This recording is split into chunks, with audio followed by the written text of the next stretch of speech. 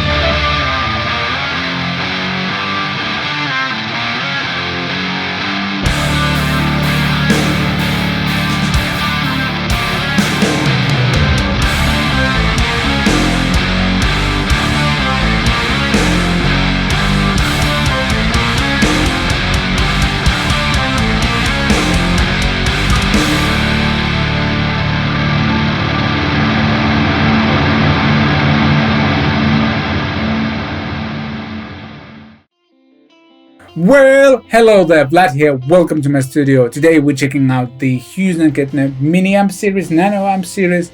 Not sure what the actual series is, but basically they've taken three different parts, or like three different channels of the Black Spirit 200, the bigger head, and the full review is available over here, the cards by the way, and basically made mini versions of them. All of them are 25 watts or so, depending on what kind of cab you run them into.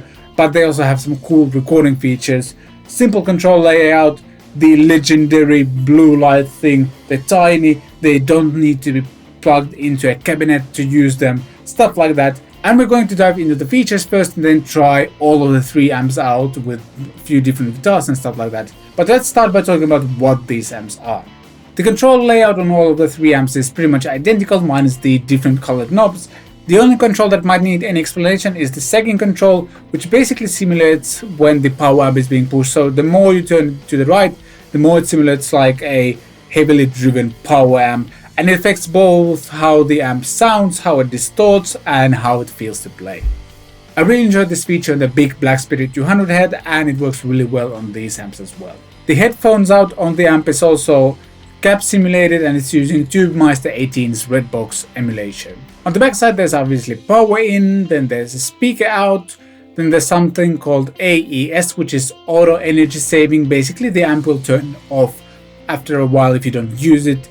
Then there's a power switch, there's an aux in, so you can for example play your backing tracks into the amp, and there's a line out.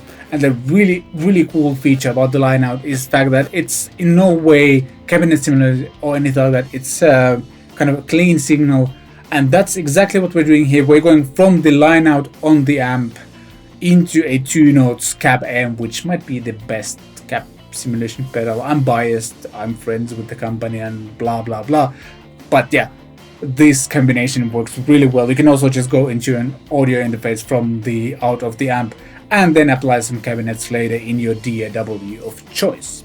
While the amps are also giggable, these features make them a really cool tools to have in your home studio as well. Alright, time to check out the actual amps, twist some knobs, the traditional stuff. we're playing this beautiful Vola Oz, and as I mentioned, I'm going from the amps line out into the cab M by 2 notes, and in the cab M I'm using the closeback 4x12 by ref amplification, miking it up with two SM57s in a kind of Fredman technique. I'm actually going to start by turning the sagging control off and demonstrate what it does.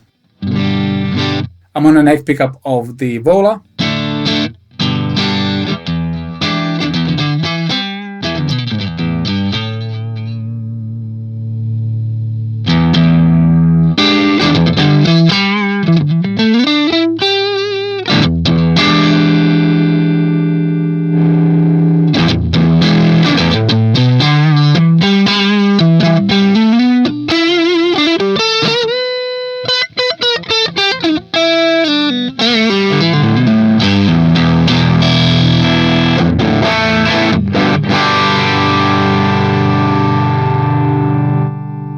I switched to the bridge pickup, and here's how it sounds in the middle, the sagging control that is.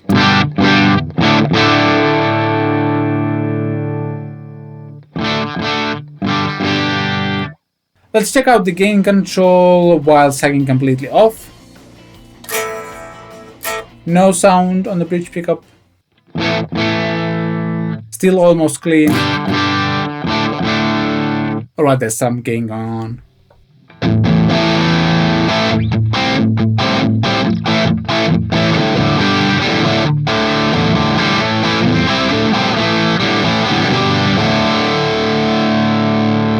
And then bring in some sagging control.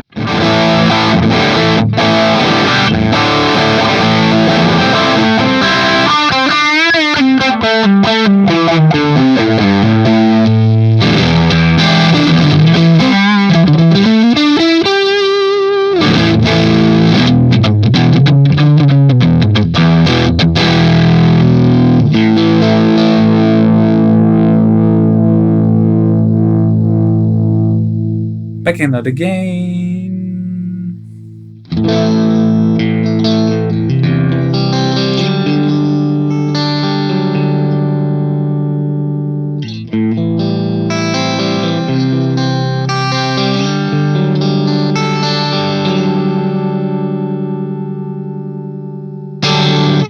As you can tell, the amp is pretty versatile by itself, and I dialed in a tone that I like as a clean platform.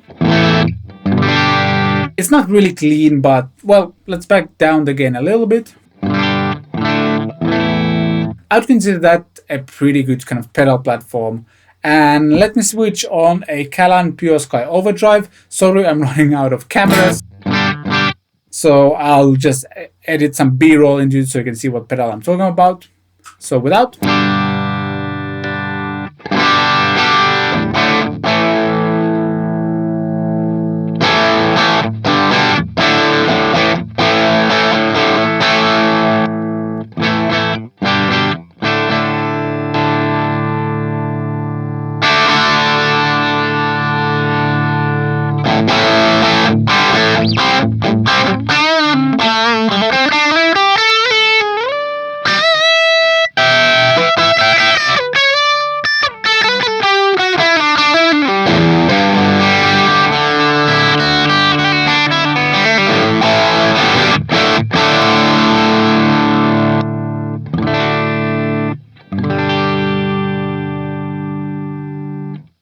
Alright, amp number 2, and we're talking about Spirit of Rock, and I got myself a rock appropriate guitar.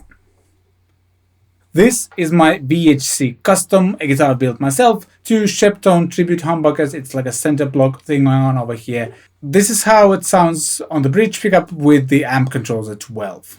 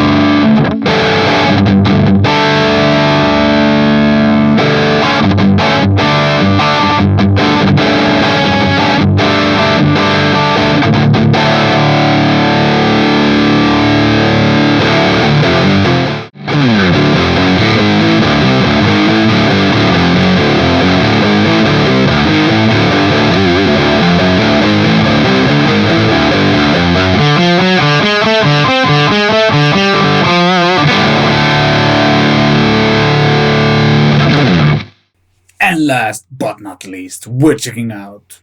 I don't know why I'm switching to that kind of voice, but we're checking out the Spirit of Metal, which I'm very not, I guess, or something like that. I love the red knobs, it means it's the most aggressive one. And for that purpose, I also switched to the most metal guitar I have, I guess, which is the Ibanez AZ2402 in pearl white flat. This might be the first Ibanez code name I've ever learned. Works really well as a Wi-Fi password as well, though I have to tell you, this model name is not my password. Yeah, moving on. All controls at 12, bridge pickup sounds like this.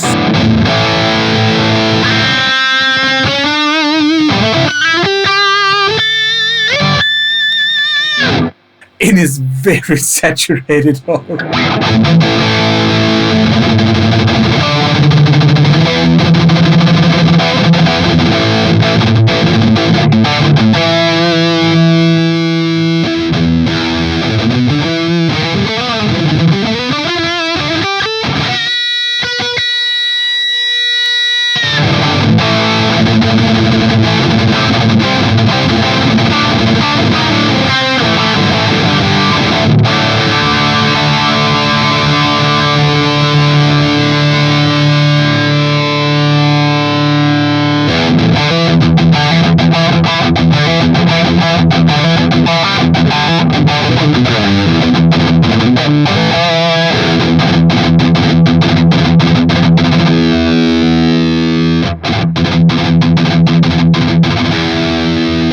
Interestingly enough, it doesn't feel like more tight when I kind of turn down the Sagging. Does it smell like more headroom?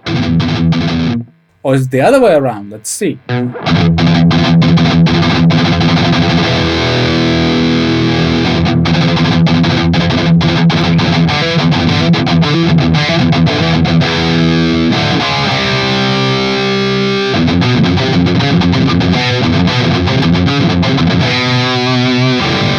Okay, we're definitely going into the Metallica territory.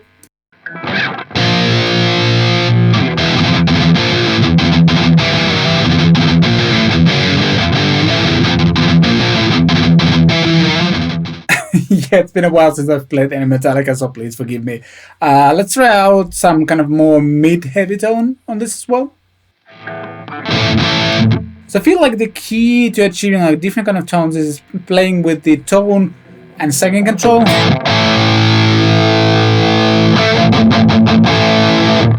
It's immediately more mid-heavy.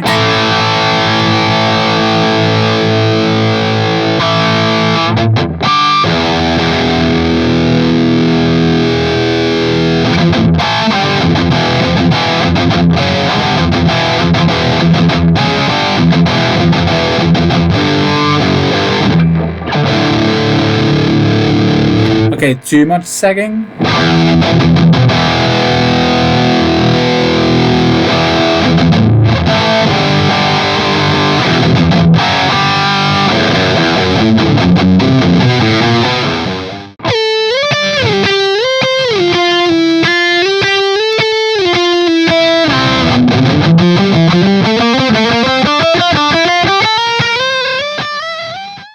Oh look, I can almost play my own solo.